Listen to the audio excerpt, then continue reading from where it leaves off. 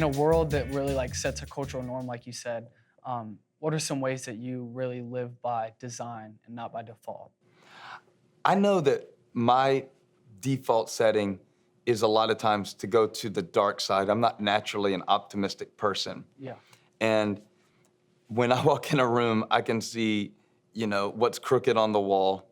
I can see what's out of place in the room. Are any of you like that? Yeah. And then, like, my wife has a default setting. Holly is very, very positive, and she assumes the best and sees the best. And I think that's good that we're married. There's a little bit of balance in that. But you have to know your default. When you say, do I live by design or do I live by default? Like, how do you tend to get discouraged? What are the patterns of thought? Because then you can build the strategy and design the strategy around what your natural rhythms are or what pitfalls you tend to go into. Like, a lot of us tend to go into self-pity a lot. Yeah. And so if you know that about yourself, you catch yourself doing it.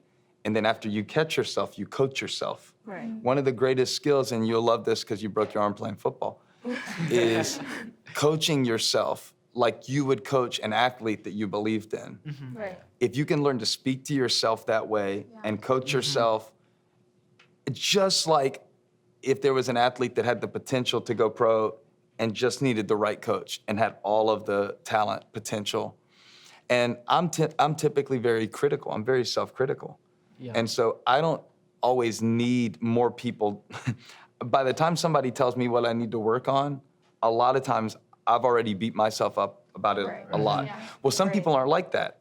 Some people need someone to really point things out to them and push them, or they wouldn't push themselves. Yeah. So I think knowing yourself is the first step to that, because until you know what your default setting is, you won't know how to design your life around it to make sure you don't just fall into those grooves and ruts. Mm-hmm. Right. And for me, it goes to everything. I know that I can't handle Instagram.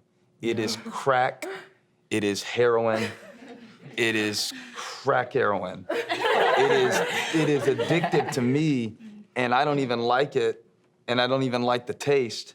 And yet, I use it as a tool to put content out. You better all follow me on Instagram, but I don't like it because I don't like what it does to me. Yeah, I'll do it. It's great. And we'll talk about it as much as you want to. We don't have to have a huge conversation about it, but for me, living by design is sometimes knowing, like, I have to delete that app off of my phone for this season and focus, because I know my patterns of distraction. Right. And I also know my priorities. Yeah. And I know about my life, I have this thing called the sermon every week. That's the most important thing other than loving my wife and kids that I'm gonna do that week.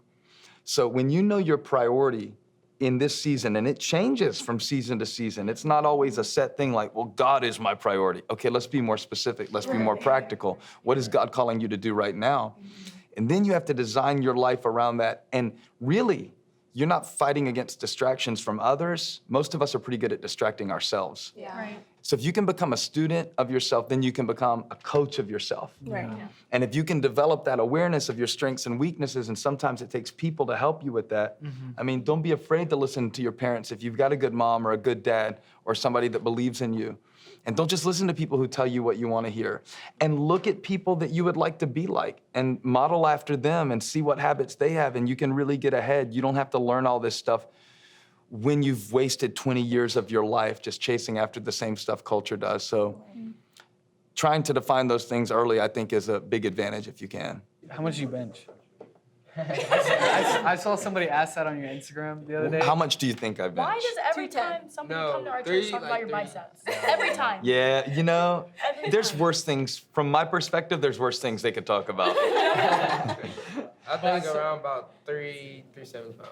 Yeah, no, I don't bench that much. I can't That's lift a the lot. I bars. don't bench that much. I don't know. I can't do The that. bench press, I can't lift the 225? 45 pounds of that. Yeah, I mean, we don't. When you get old, you can't do these 1-rep maxes anymore. So what do you you do 185 a bunch? We would put 225 on and do it for reps and see how many. Okay. Like that, like 225, maybe in a good state, maybe 12 times. Okay. Yeah. Yikes. What symptoms or like problems do you think that we have now from social media that God never intended us to have? Well, I love that question about as much as I could love a question in the whole world. Like, as a preacher who gets up on stage in front of people, you have a goal to connect with people and to connect them to God. Right.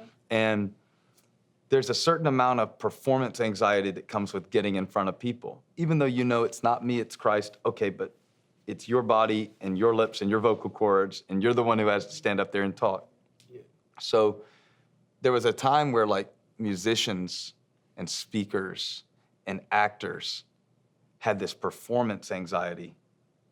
Now everybody has it because everybody is on stage all the time. Right. And as humans, we're not designed to be at the center of attention. You know, the thing about worship and the thing about our relationship with Jesus orienting us to the fact that we're not the center of the universe, it keeps us from going crazy. Right. Like, please, whatever else you do or don't do, develop your own worship life because it will keep you sane. Yeah. It will keep you from feeling like you're the center of the world and you're offended and you're petty and everything registers and it's too much. Right. So now you're dealing with performance anxiety, but the stage is your life. The stage is not anymore a concert that you're doing. Right. You don't even have to be Taylor Swift to feel this feeling that I'm performing for everyone. Who's performing for you? Right. Yeah. Who's performing for them? Who's performing for them? Yeah. And who are we performing for?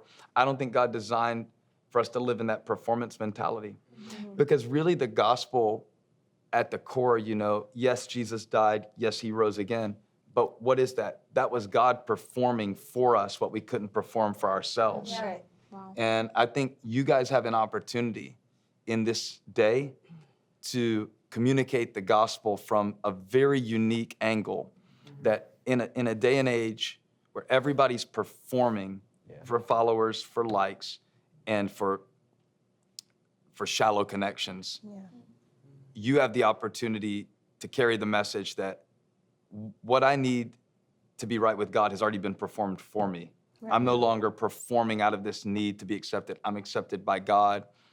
That acceptance gives me confidence to live my life with or without people's approval. Doesn't mean it doesn't hurt. It doesn't mean I don't care what people think about me. I do care what people think about me. You know, it's ridiculous to say, you know, I don't care what people think of it. Yes, you do. And you need to a little bit. Yeah. Like take a bath, brush your teeth, you know, it's okay. And it's okay to like certain clothes. Look, I mean, I like certain brands. You were asking about brands earlier. I like certain brands. There's certain things, you know, I spend my money on, I have. My son is now getting almost my shoe size, and he's already starting to plan what shoes he's gonna steal out of my closet. And that's okay.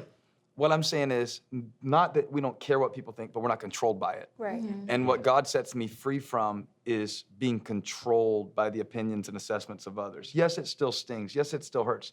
I have people say things about me all the time. Yes, I want to do violence to them. Yes, I want to kill their cat.